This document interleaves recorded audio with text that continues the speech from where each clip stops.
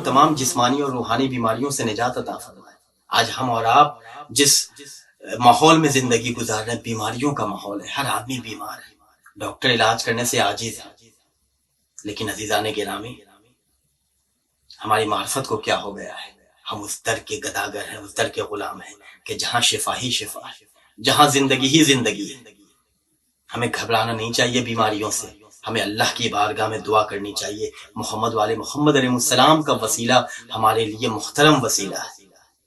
کتاب تہذیب آل محمد علامہ مجلسی علیہ رحمہ بیان کرتے ہیں کہ ایک بیمار شخص آیا امام صادق علیہ السلام کی خدمت میں، اور آنے کے بعد اپنی بیماری کے بارے میں بتاتا ہے، مولا ڈاکٹر علاج کرنے سے عاجز ہے، مولا کہیں شفا نہیں مل رہی ہے، مولا شفا کا دروازہ میرے لیے بند ہو چکا ہے، مولا میں کہاں جاؤں؟ صادق آل محمد نے وہ دوا تجویز کی کہ آج ہم اور آپ معرفت کے ساتھ اس دوا کو استعمال کریں، انشاءاللہ تعالی اللہ شفا عطا کرے گا۔